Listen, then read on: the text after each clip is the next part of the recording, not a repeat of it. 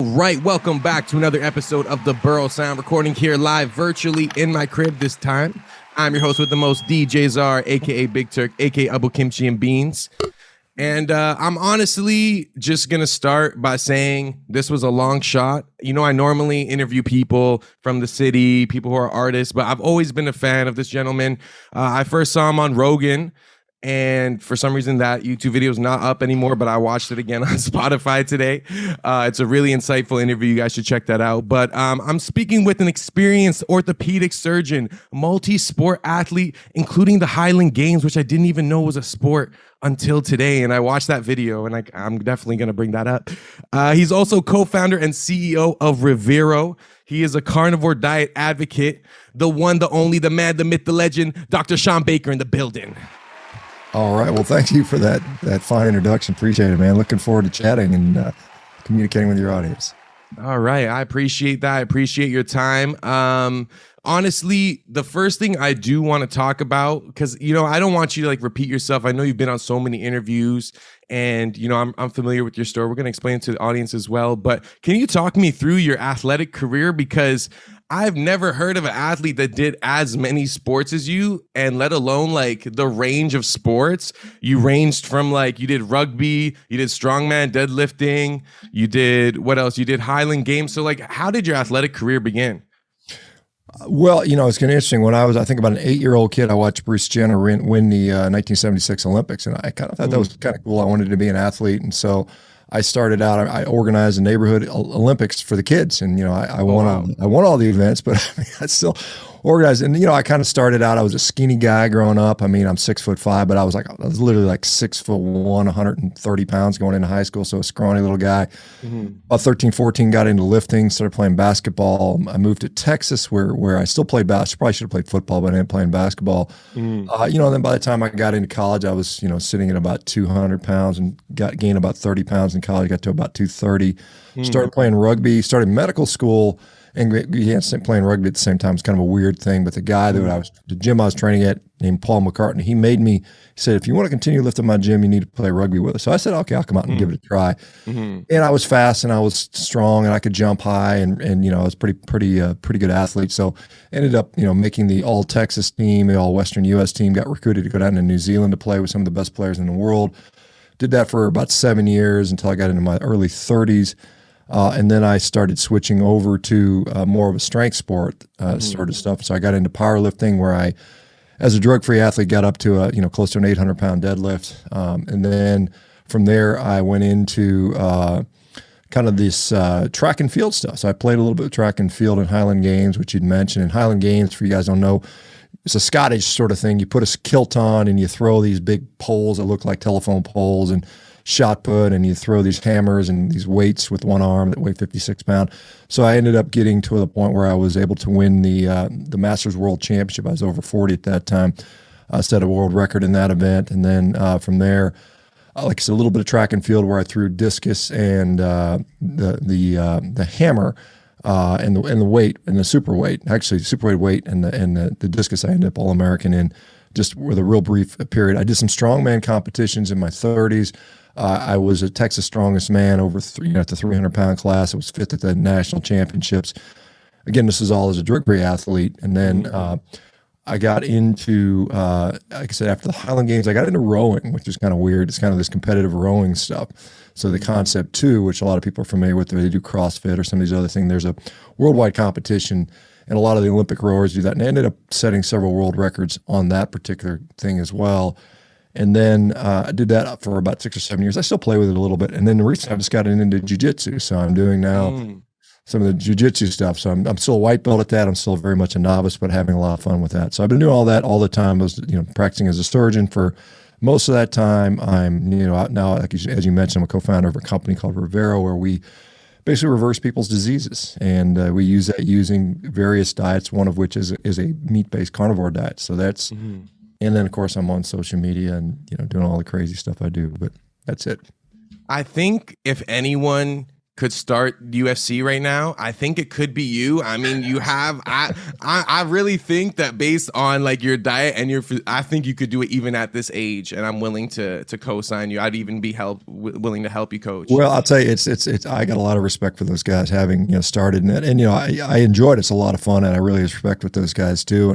And I do think honestly, and I've got some friends in that do mixed martial arts professionally that are using a carnivore diet and doing really well with it. They're seeing the recovery is good, but there's a lot of skill that comes to that, and that skill takes time to develop. And so I think physically, perhaps, but I mean, it's, you don't become a black belt overnight in any of the disciplines. And, most of those guys have had wrestling since they were, 6-year-old kids. So it's the level is so high right now. So I would, I would think that'd be an interesting thing to do. Like I said, I like doing the martial arts stuff. I like the jiu-jitsu. I do plan on competing at the highest level I can. So we'll just, we'll see how things go. Now, like I said, I am 55, so we're getting up there. You know how they do a lot of like celebrity MMA now. I think we could get like a big vegan person and I think that I would definitely pay to see that. That might be interesting. Yeah, might be one to do something like that. So after your athletic career, you're in your 40s, you're gaining weight, you have high blood pressure, you think you're possibly pre-diabetic, and you start doing a lot of different diets. So you try the pescatarian, which is mostly fish and vegetables. You didn't like how you felt. And then you kind of slowly, gradually transition to like a paleo keto. So at what point, because I when I did my research, I saw that, you were a fan of Vince Gironda, the bodybuilder. And then you also came across Charles Washington's Zeroing In on Health, which was like a Facebook group. So which one came first? Like, were you like, because you kind of got privy to like the carnivore through the Facebook group? Absolutely. Yeah. Like you'd mentioned, I was about 42 and I was just not where I wanted to be health wise. I mean, I literally just won a world championship in Highland Games, a big, strong guy training my ass off, but I had sleep apnea. I had hypertension. I had metabolic syndrome. Almost undoubtedly, I probably was pre-diabetic, and I knew something had to change. And so I was like, okay, well, let's start looking into diet. And so I did what we're taught to do: eat low fat, eat a lot of vegetables, eat lean meats. And it worked. It literally, I lost weight, I got leaner, but I was literally a miserable human being. I was hungry. I was grouchy. I had a trigger of a temper. The nurse was like the fat Dr. Baker a lot better. It was kind of like, it wasn't pleasant to be around, and I knew it, and I couldn't sustain that. And so I had to bring back in more sort of fat in my diet, more animal fat particularly. And then as I did that, I transitioned to paleo, and then eventually this low carb, and then keto. And then, right around, 2015, I started sort of discovered this Zeroing In on Health group on Facebook by Charles Washington. And a lot of credit to those guys. I give those guys credit all the time. They inspired me to do what I did.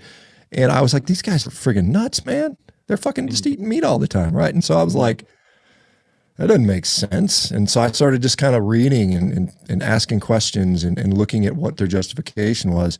And, I was like, well, hell, let me just try it. And I literally I'm just going to do it for a day. One day, big deal, steak and eggs for one day.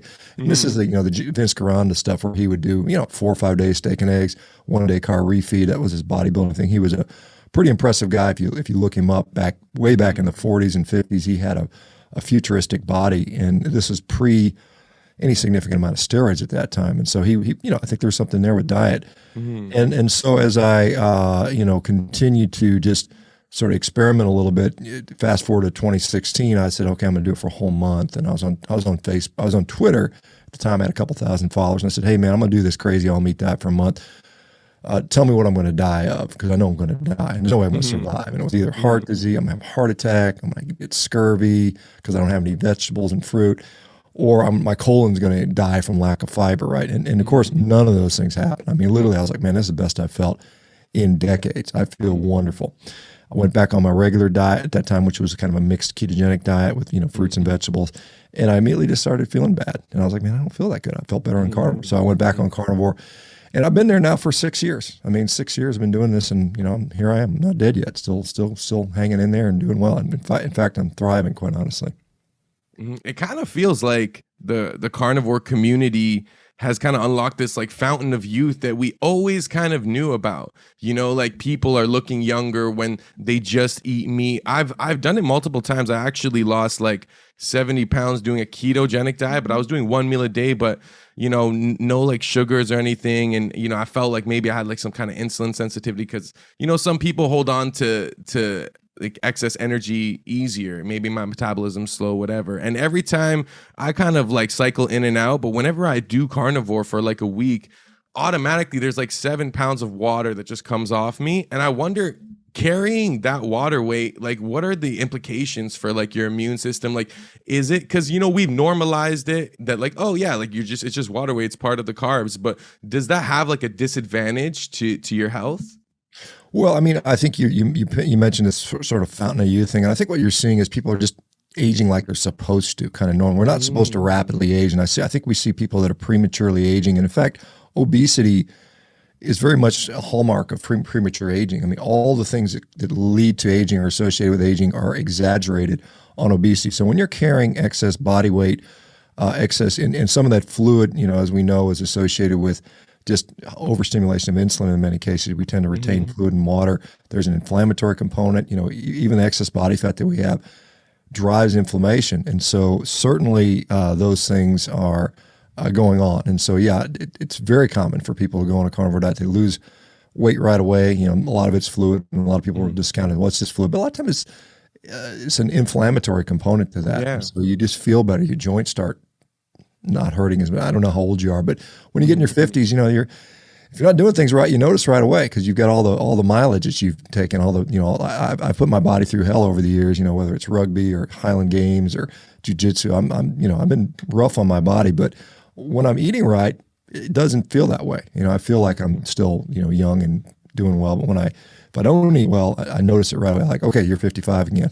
You know? What point did you realize that red meat was becoming demonized? Because I felt like, at least growing up, the messaging around red meat was still kind of positive, like, oh, it's a manly thing, like eat a steak, eat a burger. Like the messaging wasn't it definitely is not what it is today. And now it's demonized. Now, you know, I know you talk about, you know, they're promoting eating bugs or like this fake meat or like soy. So like, what point did you realize in the health sphere that, wow, like red meat is being demonized, it's being blamed for like a lot of things? Well, I mean, indirectly, red meat has been being sort of demonized for at least probably 50 years, you know, probably since the 1970s when we saw in the United States, our red meat consumption, particularly beef consumption, went from about 95 pounds per person down to 50 pounds per person. You know, so we dropped something like almost 40%, in half. Almost in half what we ate in the 70s. Back in the 70s, right, we didn't have obesity to the degree we have now. We didn't have diabetes. We didn't have all these other issues, the autoimmune diseases, the mental health issues. So it has been, you know, picked at for a long time. But really what we've seen as some of these large corporations have discovered that there is a potential, you know, $100+ billion market out there. We've really seen that pick up. I mean, there's always been people that are, you know, sort of have their sort of ethical beliefs that we shouldn't eat animals, whether they're vegan or vegetarian. They've been around for a long time. The vegan movement started in 1944 in the UK, but vegetarianism has been around for, you know, a few thousand years at least. But this really big push has been recently. And, you know, honestly, I didn't really pay much attention to it because I really wasn't paying attention to diet that much prior to when I had to, you know, fix myself. So I've noticed it, you know, really gaining traction and really the sort of the ramping up of the vitriol against meat has gone on in the last 10 years, particularly, and even in the last couple of years. Really, I mean, you know, the last 3 or 4 years, it has ramped up and it's continuing to do so. And we're seeing, these continued pushes. You know, we've got people in Davos right now, the World Economic Forum, and these folks meeting to discuss how we're going to track your carbon footprint, and we're going to make you personally responsible for that. And yes, that includes perhaps eating meat. And so you're kind of building your own prison with that stuff. They want you literally to build your own prison, and it's something that I think all of us, you know, I'm going to go speak in front of the California Cattlemen's Association in 2 days down in San Diego. And I mean, it's something I've got to say. We are literally at war for the future of our health and our food sovereignty and the health of our nutrition and our children's nutrition. So I think we all need to take this very seriously. I do find that when I meet people who are vegan, I have friends that are vegan, and I'm always trying to like spew your arguments because I feel like being vegan is almost anti-human in terms of our like dietary patterns, what got us to where we are today, essentially our nature. And when they look at food tolerance tests, they realize, wow, red meat, if there had to be like a global food that had like the least amount of intolerances, like a lot of people can process red meat. So what are some points you can give me, like when I argue with my vegan friends to kind of in favor of eating red meat versus veganism? Because when I look at what they're eating and like all the extra stuff, all the processed stuff, all the things they have to do to mimic the meat, I'm just like, that is just not what it's supposed to be. Yeah, well, I mean, we can look at all the nutrients in red meat. Red meat has about 50,000 compounds, and it's not just some protein and fat and a few vitamins. There are literally 50,000 compounds found in red meat, some of those which are very important to health, which are often found to be low in people on plant-based diets. Those things include things like choline. Choline is important for brain function and brain development. There are things like carnitine. Carnitine, again, we can make it, but we only make a small amount. We get most of it from our what we consume in the diet, and you can almost not get any. There's very few plant sources of carnitine. In fact, I think the only one I'm aware of is maybe asparagus, but it's abundant in meat, and that has also been low carnitine levels are associated with depression. There was a recent study, a meta-analysis looking at children's cognitive performance, where beef was shown to improve cognitive performance really across the board in just about every category, whether it's math skills, spatial recognition skills, memory, linguistics, vocabulary, on and on and on. So beef provides a huge advantage in that regard. Most people, one of the most common deficiencies in the world is iron deficiency anemia. Most people have a hard time with iron. The iron coming in plant foods is not as bioavailable as you can get it in things like red meat, which are plentiful with heme iron. Red meat, particularly in cholesterol, there's no cholesterol in plant foods. And so cholesterol has been shown repeatedly to provide increased anabolism. So we can build more muscle when we consume cholesterol. So it's not just about protein, it's about other things. Meat is very satiating. From a volume standpoint, you can get a tremendous amount of nutrition in a small amount of food. Very dense, yeah. It's very dense. It doesn't tend to cause digestive upset. Many plant-based people often suffer from, those call it bloating, which is they normalize it, but it's not normal. You shouldn't be bloating after your meals. That is a sign of gut dysfunction, problematic with your gut or problems with the food you're eating. And so for gut health, we see that vegans and vegetarians unequivocally have higher rates of mental illness. We just know it, whether it's depression, anxiety, and various different mental health disorders. That clearly shows a link. We know that vegans and vegetarians have a higher fracture risk. One recent study showed a 43% increase in fracture risk. The Epic Oxford study analysis showed that all fractures for all causes, vegan diets increase that significantly. We also know that there is significant, meat has so many compounds. Like I mentioned, there's 50,000. We can look at things like carnicin. Carnicin is pretty important for cardiac function. It's also not found in any plant compounds. On and on. Things like taurine, for instance. Taurine has been linked to improvements in cardiac health and prevention in Alzheimer's. Again, you cannot get taurine from a plant-based diet. So all these things that are found either in red meat or meat in general are so important for human optimization, if you will, that you can't get from a plant-based diet.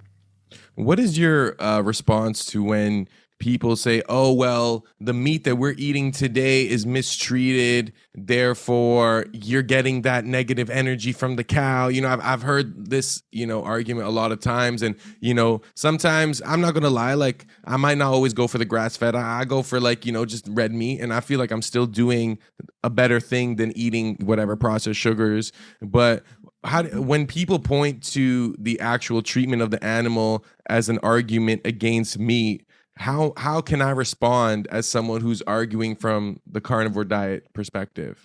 Well, I mean, first of all, go visit a place where they keep animals. Go to a farm, go to a ranch. I mean, I've been to many of them. I've been to feedlots, I've been to regenerative pastures.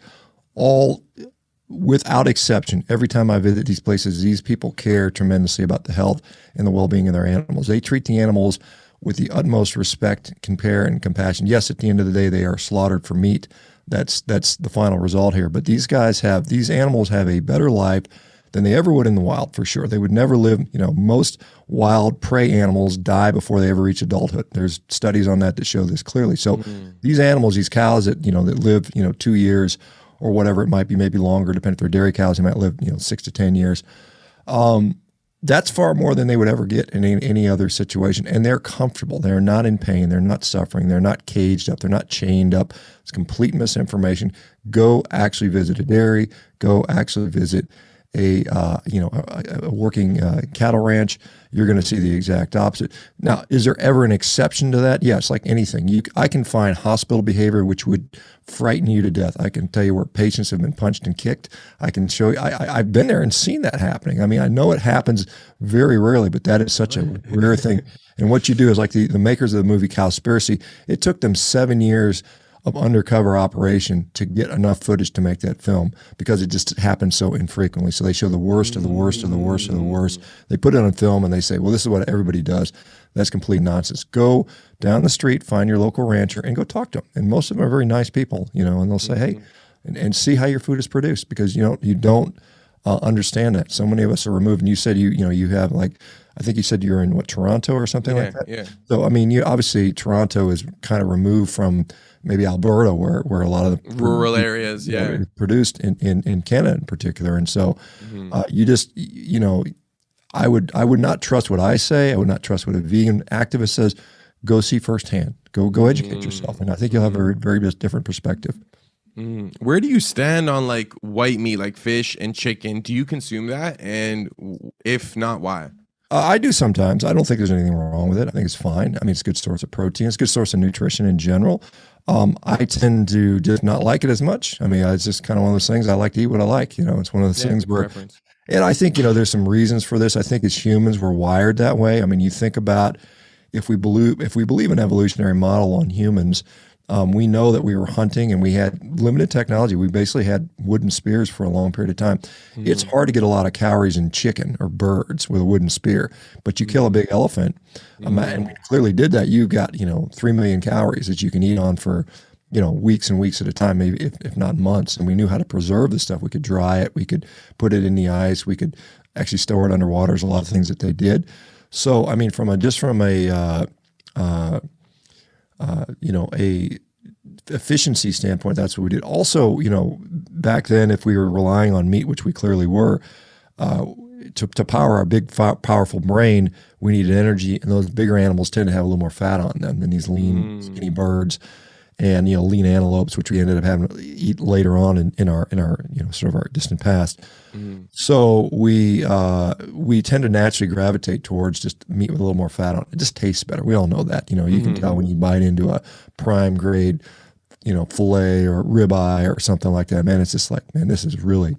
You just get this visceral primal, like, wow, man, this is what my body's craving. You just know it when you eat it, right? You feel satisfied as soon as you feel full right away. You get that, like, I don't know, that mouth pleasure, I guess. I don't know. Like, it just gives you a fulfilling feeling that you wouldn't get off like a cake or a donut. But right, and there's a reason for that. I mean, and I think there were physiology. I mean, there's a reason why we're attracted to sugar. I mean, like I said, but I don't, we weren't out picking donuts off the trees and eating cakes. I mean, it was a little bit of fruit here and there, and we were programmed to go after that stuff.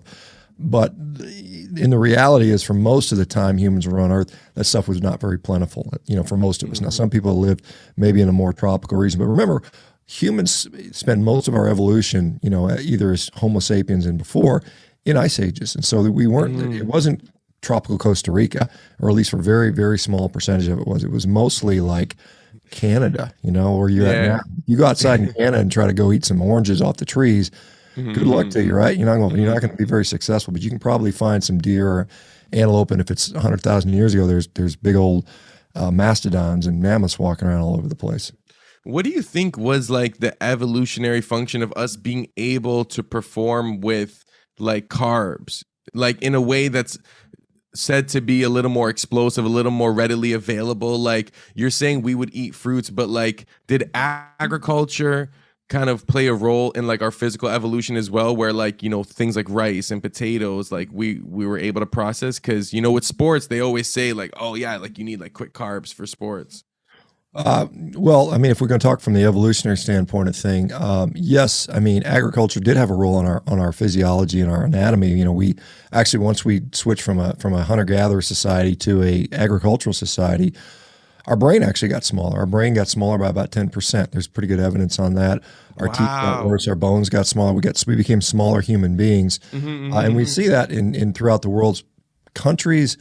And cultures that have little access to meat tend to be smaller. They tend to be more stunting. We see that. We see that in places like Southeast Asia, different parts of the world where, you know, they tend to rely on grains and non-meat products. They tend to be much smaller. Soy, like a lot of soy, and they tend to be shorter. Yeah, they tend to be shorter. That's starting to reverse. We're starting to see as nutrition picks up, we're seeing taller and taller populations in there. But I mean, you know, if we look at the evolutionary model, we evolved from some sort of primate. You know, some people say Australopithecine, and then Homo habilis, and then Homo erectus, and on and on and on, you know, until we get to Homo sapien. And during that time, you know, early distant past, you know, maybe 5, 6, 7, 8, 9 million years ago, we were eating a plant-based diet, a frugivorous diet, you know, and so we retained some of that capacity, you know. If you compare like the digestive tract of like a chimpanzee, which some people say is our closest, you know, primate ancestor or relative, it's very different from a human's as far as what percentage of the gut is devoted towards breaking down fiber and fermenting fiber compared to a human. Humans are very similar when you look at the anatomy, the actual hardware, and what we can do. We have almost the identical percentage of our gut dedicated to fermentation as do dogs and cats, which are both around 15%. Humans are around 16, 17%. Whereas like a chimpanzee, 40 to 50% of its gut is devoted to fermenting. And so if you compare like for instance, a gorilla we know will spend about 80% of its waking day, 80% of its walking day, you know, of the time it's awake will be chewing. So can you imagine chewing 80% of the day you're awake? We couldn't have a conversation, right? You'd be chewing the whole time. And then the rest of the time, you know, they're pooping and, you know, they're just looking for food all the time because they're so inefficient at extracting nutrition from the food. They have to eat so much. The average gorilla eats something like 50 to 60 pounds of food a day. And then, you know, they weigh 300 pounds, but I mean, hey, I'm 250 pounds. And I don't eat 60 pounds. I might eat 4 pounds. So I mean, you know, it's an order of 10 times more efficient by eating meat. So, but we did retain some of that capacity to handle carbohydrates. And just like cats, you know, the average cat can eat up to 60% of its diet can come from carbohydrates. It doesn't mean it's supposed to eat them, but it still has that capacity. And so it just means we had ability to survive in situations where maybe meat wasn't always available to us. And sometimes it wasn't, particularly after the agricultural revolution where, you know, meat became a little bit more of a scarcity. So we do have a wonderful capacity to survive on plants. It is, I would call it survival food rather than thriving. But as far as, you know, the glycolytic type stuff, yes, I mean, carbs can be a very efficient and effective way to increase your blood glucose, to increase your glycogen stores. But the interesting thing that happens is over time, because almost none of us have been on a carnivore diet, particularly not for a long period of time. We just, you know, if you were living in Mongolia, you might have been, you know, but growing up here in the West, I mean, we're so used to eating a grain-based diet. But once you shift over to a lower zero carb diet, your body gets very efficient at producing glucose through a process called gluconeogenesis from either fat or carbohydrates. So you make plenty of glucose. Like my glucose, when I exercise, it goes way up high because I'm so efficient at doing it. And I'm doing very, very powerful glycolytic activities. I mean, I'm doing heavy lifting. I'm doing jiu-jitsu. I'm setting world records on the Concept 2 rowing machine. All that's been done without carbohydrates. So you can adapt. It may take, you know, 3 months, 6 months or longer for a lot of athletes. And I know guys, like I said, doing MMA that are on a carnivore diet, and they do just fine. And that's there's clearly a lot of explosive stuff in MMA, as you're familiar. Okay, we're actually going to take a quick break with a word from our sponsors. More with Dr. Shawn Baker on the Burrow Sound coming up next. This episode of the Burrow Sound is brought to you by our friends over at Hello Piffy. They are a cannabis delivery service based in the GTA. You can find them on Leafly, 7 Days a Weed, Instagram at Hello Piffy, and on their website at hellopiffy.ca. If you tell them that the Burrow Sound sent you, you will save 30% off your order.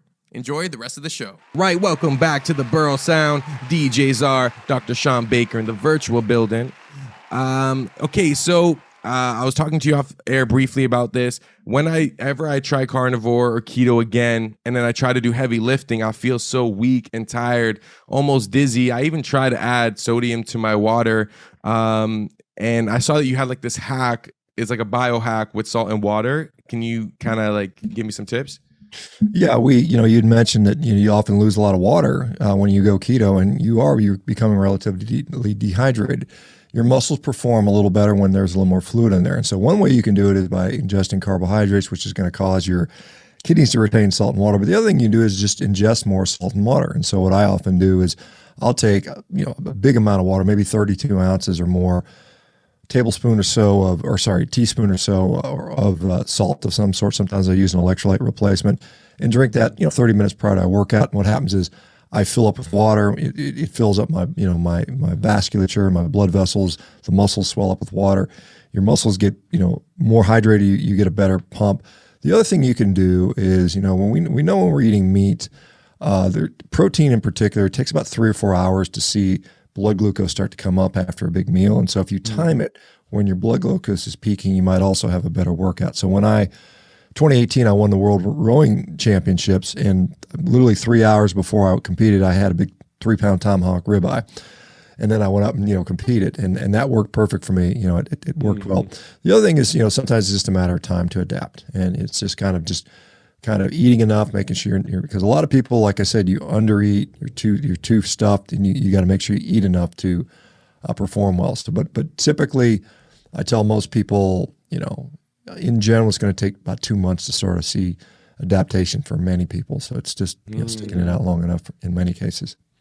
A lot of times what you'll hear from health professionals is, you're going to miss out on vitamin C. And I know you speak about this. And could you kind of give me the breakdown between the relationship between glucose and vitamin C, and how much vitamin C we really need and when we need it? Well, so first of all, lack of vitamin C often produces a condition called scurvy. People may remember the British sailors would get scurvy, and what would happen is their tissues would break down. They'd have bleeding in their joints, their skin would crack, their gums or teeth would fall out. No one on a carnivore diet has seen that happen. It's just not happening. We've known for well over 100 years that access to fresh foods prevents scurvy. It doesn't matter if it's fruits and vegetables or if it's meat. Fresh meat was known to cure scurvy. So as long as you've got enough meat, you're not going to get scurvy. But more importantly, we do know that, say, for instance, vitamin C has a couple things about it that is kind of interesting. We do know that vitamin C, if you look at it on a molecular basis, vitamin C and glucose are very, very similar. They look very similar, and there's transporters across different cell membranes and mitochondria and across our gut lining that they compete with each other. So if you have a lot of glucose, it kind of prevents the vitamin C from getting in. So once you sort of decrease the glucose, vitamin C can freely transport. We also know that some of the roles of vitamin C. So for instance, vitamin C participates in something called the carnitine shuttle, which helps with fat oxidation. And so if you're not consuming vitamin C, but you're consuming meat, you're getting a lot of carnitine in the diet. So you don't need the vitamin C so much for that. The other thing we know is vitamin C is an antioxidant. And antioxidants have a function, but guess what? We have other antioxidants in the body. And when we go into low-carb diets, we see all of our internal antioxidants will rise up. And one of them, which you kind of talked about a little bit, is uric acid. So uric acid actually has a role of an antioxidant. And so why it rises in certain situations, maybe it can cause gout, but a lot of times it goes up and it doesn't cause gout. And it may be because it has a role as an antioxidant. We know that red blood cells can actually recycle vitamin C. So you can actually reutilize vitamin C. So I think all of those things are happening in the setting of a carnivore diet. We just have a decreased requirement for vitamin C on a carnivore diet. I think that's what's been shown, because there is some in red meat, there's some in muscle meat, there's certain organs where vitamin C is particularly high, things like the pancreas and the thymus. But most people aren't going to eat them. A little liver has some. But honestly, this is interesting. The Harvard University study on a carnivore diet looked at 2,000 people eating a carnivore diet. No one had scurvy. And the people eating, whether they added supplements, whether they added organ meats or not, made no difference whatsoever. So it's just really not an issue, is what it turns out to be. Okay. Can one smoke weed on the carnivore diet? Well, I mean, you can do whatever you want. I mean, I'm not, there's no police there that's going to say, you can't do this. Whether or not it's beneficial or not is up to you to decide. Hormonally, like as a doctor, like what would you say, especially from a testosterone perspective? Like, is there like a correlation? Correlation between the carnivore diet and weed consumption maybe, and like testosterone overall. I guess carnivore diet has nothing to do Yeah, with well, I mean, I think there's been some studies linking that and showing maybe perhaps a problematic effect with that. I mean, I think there's pros and cons to that. There's some people that will say that the utilization of marijuana, CBD, THC, whatever, has benefits, particularly with regard to pain management. I've seen that utilized. Some people use it, in effort to help with certain psychiatric conditions. There are some downsides for sure. Obviously smoking things, you're worried about the same things you do with regular smoking as far as lungs and stuff like that. So, I mean, you have to put it with that perspective, but the diet is not going to, preclude you or make it better for you to do it. Now, I will, because I have not seen any data on that. What I have seen, which is interesting, data on drinking alcohol, which is kind of interesting. So we know that, for instance, saturated fat, which is always demonized by, if you're eating animal products, you're worried about saturated fat, but saturated fat actually protects your liver from damage from alcohol. And we've got animal studies and human studies that demonstrate that. So I don't think, when we look at, concerns around saturated fat, and I think they're overblown when it comes to heart disease. In fact, most of the literature, or a significant amount of the literature right now on saturated fat, is showing that it doesn't lead to cardiovascular disease, particularly when it's coming from whole foods like meat and eggs and dairy and, things, some people put dark chocolate and things like that. Okay. So when you were on Rogan in 2017, you mentioned when the World Health Organization classified red meat as a class 2 carcinogen and processed meat as a class 1 carcinogen. What was like the logic behind that? Was that kind of the beginning of this trend you see of, getting rid of red meat as a part of our culture and kind of shifting towards more like non-meat solutions? Yeah, I mean, first of all, we have to realize that the World Health Organization has a political motive. They're not a purely, health-centered organization. They're not an impartial organization. So they do have agendas they want to push. I mean, that's clear. I mean, I think it's becoming more and more clear to people. And during that study, they convened something called the IARC, the International Association for Research on Cancer. They brought together something like 20 researchers. Many of them already did not like meat. They were already biased with that. They'd actually published it, said meat is bad. About a third of those people on that panel were vegan or vegetarian or Seventh-day Adventists. So it was very biased. One researcher named Dr. David Clorfield was on that, and he talks about this, and he said they completely ignored all data that said that meat was not a problem. They just threw those studies out. They refused to consider them. They did not declare their conflict of interest about what their dietary preferences were. They only used basically epidemiology for the most part, which cannot prove causation. They used a couple rat studies. Most of the rat studies showed no harm.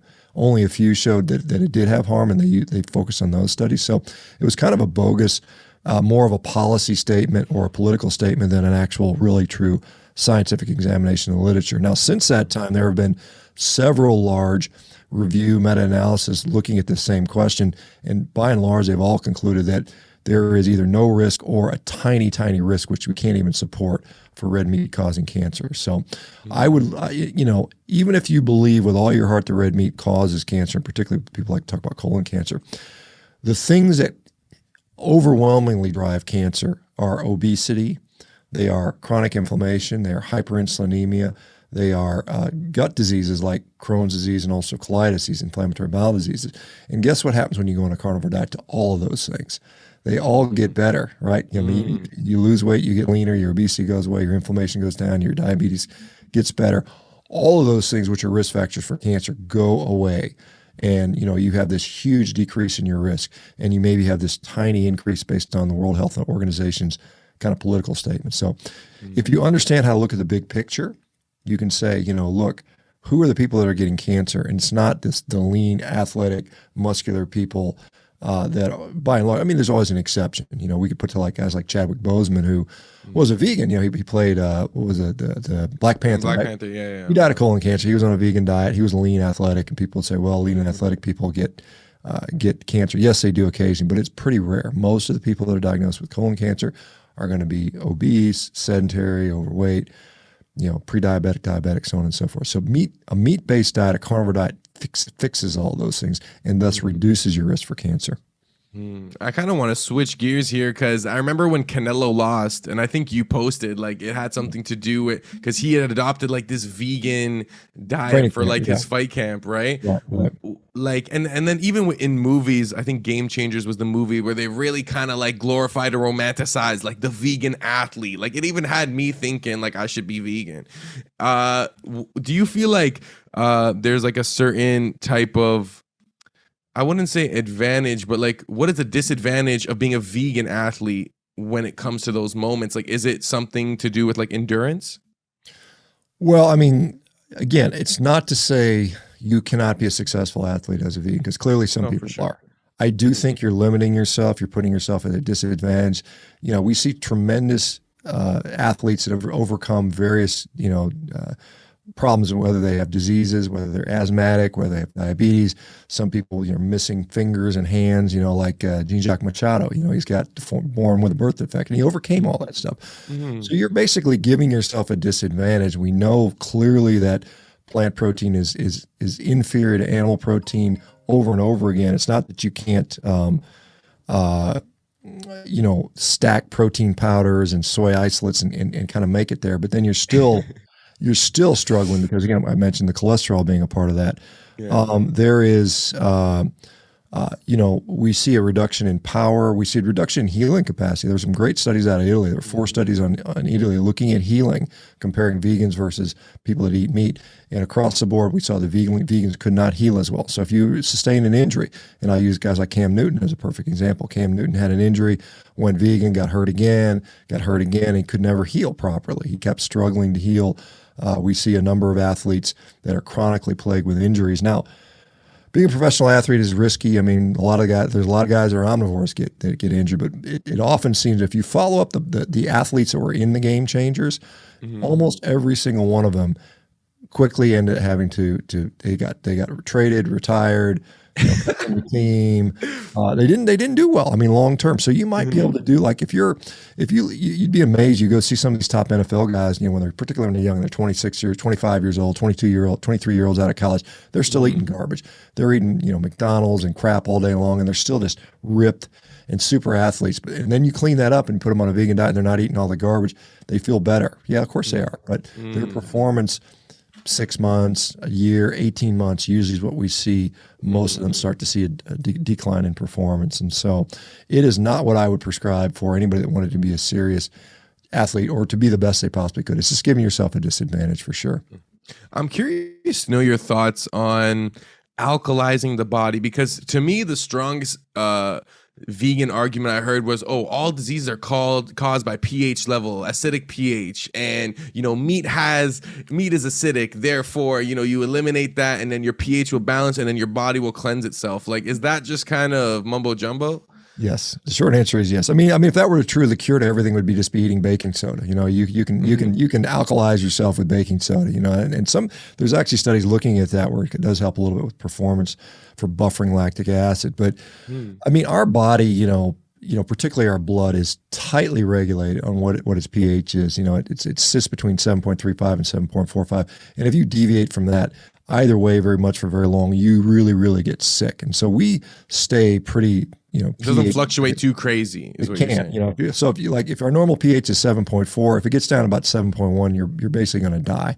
So you have very little room for pH changes in the body. Now you can acidify and alkalize your urine maybe, but does that really have a big impact on you? Whether your pH is 4 when you pee or 4.5 when you pee, probably has very little bearing. I think that yes, there are some situations where acidity or alkalinity may make a slight difference, but globally over time, do you adapt to this stuff? We see vegans dying of cancer and heart disease as the top 2 causes of death. They don't live any longer than anyone else based on most of the credible studies out there. The Epic Oxford study, the 45 and up study, the Pure study, all these studies show that there's no advantage to being on a plant-based diet, with regard to longevity. And so, I mean, the argument I can show you, I mean, for instance, I could put gasoline and pour gasoline on cancer cells and it would kill the cancer cells. You can show that. Yes, true. But does that mean we should be eating and drinking gasoline? No, of course not. It's silly. And so anytime you use these sort of, well, this is an observation I make, therefore I should do this or that. It's not how the human body works. It's so complicated. There are literally thousands and thousands and thousands of different reactions that are going on. And you can't just pin it down to acidity or alkalinity or, energy vibration status. I mean, it's kind of nonsense, quite honestly. When I went on Revero and I was looking at the testimonials, I saw that one of the things that was cured was acne. And, I'm an adult and sometimes I still get pimples and I'm like, what is going on? And how would the carnivore diet kind of get rid of acne?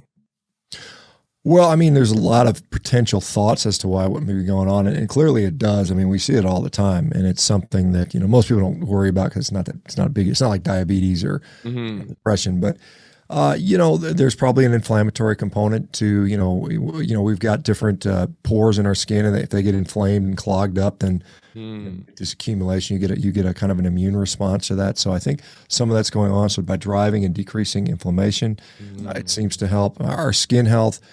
Again, as much people are slathering on, particularly women are always putting creams and stuff on their skin, but it's more important what you put in your mouth, quite honestly, with regard to your skin health. What you're eating, taking in the appropriate amount of proteins and fat. Our skin is made out of basically protein and fat, and when you're not taking in the right types and the right amounts, your skin suffers. It's either dry or cracked, or it becomes too oily, perhaps, and all those things contribute to it. So the carnivore diet for most people, they notice significant improvements across the board in skin health, whether it's acne or psoriasis or eczema or rosacea or dry skin or any of those things. We just see that happening across the board. I can't tell you, I don't, honestly, we just haven't researched it enough to know exactly all the mechanisms. Everything I can tell you is basically speculative. Mm-hmm. Yeah, but what you guys are doing is really good because you're still collecting real world data. I know you have people that, you're able to work alongside with. And speaking on the growth of this movement, when you see, because for me, I felt like it was you, Dr. Jordan Peterson, Joe Rogan, and now it's Liver King. So when you see Liver King, do you feel like it's kind of like a caricature of the carnivore diet, or do you feel like ultimately what he's doing is good for the movement? Yeah, I mean, obviously it's a lot of marketing. I mean, he's a marketing character. Let's be honest. I mean, it's just kind of cartoonish, right? Mm-hmm. He's raising awareness. I mean, and I think that's a good thing. Now people will judge it one way or the other, but at least they know about it. You hear about it. At least they're talking about you. Yeah. So I mean, and you look at for instance on Google Trends, carnivore is flying up the charts. I mean, it's blown by all these other diets. It's past the plant-based diet. It's past the vegan diet. It is one of the things that's going there. And I remember 2 or 3 years ago, people were telling me, well, if we just ignore carnivore, it's going to go away. And what's happening is because because it just works. I mean, the cream rises to the top. People are really, really getting results, and you can hate on it as much as you want. And the mainstream media loves to do that. The dietitians love to do that because they tell people, well, it's okay. You can continue to eat your junk food and carbs in moderation, and that works for the people that it can work for. But you can't moderate something you can't moderate, and I can't moderate ice cream. I mean, I can't just have one little scoop. I mean, after that, I'm gonna eat the whole damn jar. So I mean, it's like the whole damn pint, whatever. It's like that. So yeah, whether he's doing now, I think there's a part where it's like if people think they have to eat raw liver and testicles and brain, that's what I mean. Yeah, it's going to turn some people off, right? But that's not what you need to do. I mean, I mean, like I said, I've had arguments about this since I started. All the data I have on people that either do that or don't do that, there's no difference in the outcomes. And in fact, some people are actually getting sick eating too much of the organ stuff and the raw meats and stuff like that. I know of several people that have gotten really, really sick from doing that. So like I said, it's a double-edged sword. I mean, it's kind of neat to see the awareness being out there that people are doing this. But at the same time, it's like, you don't need to do all that stuff to be, primal or optimal or ancestral, all this kind of stuff. And, it's like, anyway, I'll leave it at that.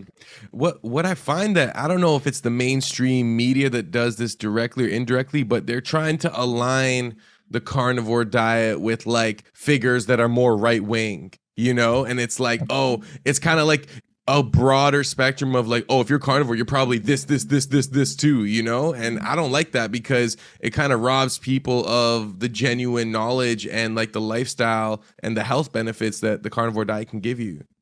Yeah, I mean, obviously there's always this divide and conquer strategy, and I think we see it along a lot of things. We're very divided as a nation, as a culture, across multiple things, whether you pro or anti-vaccine, or you're pro freedom, or pro more authoritarian approaches, or you're by racial lines or whatever. It's like political lines. It's all a bunch of BS in my view. I mean, we're all ultimately human beings. We all ultimately want the same thing. Most of us want to be healthy, and happy.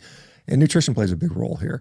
And to demonize it and say, well, only right-wing neo-Nazis eat meat or something like that. So I saw something the other day. It was like fitness guys that work out are right-wing. Yeah. It's like, oh, the extremist like gym guys. I'm like, yeah, exactly. It's just complete nonsense. But we see that, and it's clickbait. It's clickbait. It's headlines. Some people buy into it. Most people that are halfway intelligent just kind of ignore that stuff, and I hope more people do. But at the end of the day, I tell people, I don't care who you are, I don't care what your background is, I don't care what your beliefs are. If you want to get healthier and you're interested in eating meat, I'm happy to help you the best I can. And I've said that multiple times, and that's true. I mean, I think the more healthy, happy people we have on the planet, the better the planet is. When we have grumpy, pissed off, anxious, angry people, it's just not a good place to be. It's just not fun. I mean, it's better when everybody gets along, I think. Oh, you're absolutely right. And speaking on helping people and helping them optimize their happiness and health, tell me about Revero Health. How did you kind of start it, and where is it at now? I saw the post that you posted recently. Like, you guys are getting pretty big. Well, yeah. I mean, we've been, formerly we were called Meat RX, and so we basically use carnivore diets to help people with their health. And we were able to successfully basically take care of thousands of people, get them off medications. I think 80% of our folks that did it for more than 3 months came off, either all or most of their medications, and they reverse diseases, and they're happier and healthier. And it's just all around a good thing. And it's something we were like, well, we just want to continue to. We were limited by the fact we weren't a medical company. We weren't prescribing or deprescribing medications, because you can't do that without a medical practice. So we're going towards that. We're also using AI to help us with figuring out some sort of complexities around lifestyle that we've discovered seem to be there. What makes one person different from another person? What with a person with this disease may have different needs than a person with a different type of disease. And so we're expanding. We just raised some money. We raised basically $5 million here over the last couple of months to help us to grow that practice, that platform. So we're hiring physicians. We're doing some research. We're doing some of the infrastructure, building the platform, doing the app building, and all that stuff. So that's where we are now. Like I said, we just finished up the fundraising part. Now we're going to start to work for the next year or so, and then start to build what we want to build. And our goal is, again, unlike most healthcare systems or practices, our goal is expressly to get people off medication, reverse disease, get them healed and cured by any means necessary. We're going to do what it takes, whether it's diet, whether it's lifestyle, whether it's using technology, getting up in your face, whatever you need. That is our mission, is to make people healthier by any means necessary. And that's what we'll do. That's a true physician in the Hippocratic sense, because you're really just looking for the way to really rejuvenate people. You're not trying to make money off them, and because it's very it's inexpensive. I see it's like $15 a month. It's like a Netflix subscription, and you're connected to this whole community of people. You have access to physicians. Are they able to talk to you too? What comes with that monthly subscription? Well, right now it is what we have now as a community. I'm there every day. I mean, I spend 7 days a week, 365 days a year. I'm there. So they have access to whatever with me. We have coaching. We have all kinds of resources. We have access. We can put you in touch with physicians. Now, once we expand, our physicians will work for us, and so it'll be a little bit different relationship. that we'll have. But right now, like I said, that sort of basic model allows a ton. I mean, we've gotten literally thousands of people healthy with just that. And so we want to continue, because a lot of people are frustrated because they don't have a physician. They'll do the diet, but they'll like my physician to support me, or they don't know how to deal with this stuff. So we want to have those physicians on board that are philosophically aligned with, getting people off medications, understand how to do that. They're not going to give them a hard time, tell them, oh, don't eat meat and stuff like that, like many of them will. It's interesting because for a physician to want that, it's almost like they're an anti-establishment doctor now, when what they're doing is really the essence of medicine, right? Yeah, that's why I went into medicine. I mean, initially, at the very basic, when I was a 15-year-old kid thinking about being a doctor, why is it cool to be a doctor? Oh, because you help people. And then, then you kind of get beaten down by the system, and then it's just about, grinding the wheel. And, you find that after a period of time, after, 10 years into the practice, I'm like, man, all I'm doing is just, turning this wheel around, and I'm not really helping anybody in the way I wanted to. And so now it gives us a chance to hopefully do that. Do you feel like a lot of doctors kind of realize that, like their dreams kind of come crushing down? Especially, I feel like in America it's different because you guys, it's like privatized. Like here, it's like public healthcare, but there it really is more of a lucrative business and probably more heavily like focused on what you're prescribing. Well, yeah. I think a lot of physicians are burnt out, frustrated with the system. But many of them are trapped. It's like, what else can you do? It's tough to spend 10, 12, 15 years of your life in training and then like hate your career or realize that, but it's very easy just to stay quiet and just kind of okay, I know I'm not helping people like I want to, but I'm still making a good money. And a lot of people, they come out of it in a huge amount of debt. They spend 10 years paying off debt. They end up, $400,000, $500,000 in debt from their training. And then it takes them 10 years to pay it back. And by that time they're like, okay, I'm just kind of sucked into this system. And there's no real good way to get out. But I do have, it's kind of interesting. As we announced this business, I've had so many physicians reach out and say, hey, man, let me know because I want to work for you. I want to work with you guys because you're doing the right thing, and that's how I feel. So I think there is some hope. So it's good. I like that. Well, before we wrap up, first of all, I'd like to thank you so much for your time. It's been so insightful. Have you ever been to Toronto or Canada? And if so, what'd you think about it? I've been to Canada multiple times. I've been to Toronto once. It was like in January, so it was cold. This January or like? No, it was January, like, I don't know, about 20 years ago or 10. I think what year, I'm trying to remember the year it was. It was probably 2004 or something like that is when I was last there.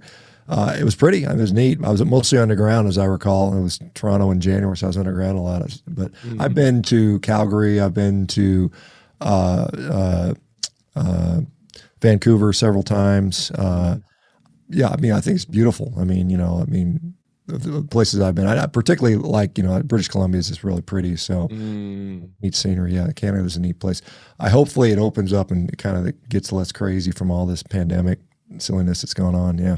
Yeah, hopefully JT, kind of eases up a little bit. I'll probably have to censor his name just in case this video is flagged. But Dr. Shawn Baker, thank you so much. Make sure you guys check out Revero Health. That's revero.com, correct? Yes, Revero. Revero, like reverse, Revero. Revero. And make sure you check out Shawn Baker 1967 on Instagram. He has a really good Instagram page. My favorite videos are when you eat a steak and you just like react and remix a vegan video imitating meat. I don't know how you came up with it, but it's genius. And for some reason, it's funnier each time. It doesn't get old, There's some goofy stuff out there. So there's no limit to the nonsense that you can do that with. So anyway, thank you very much.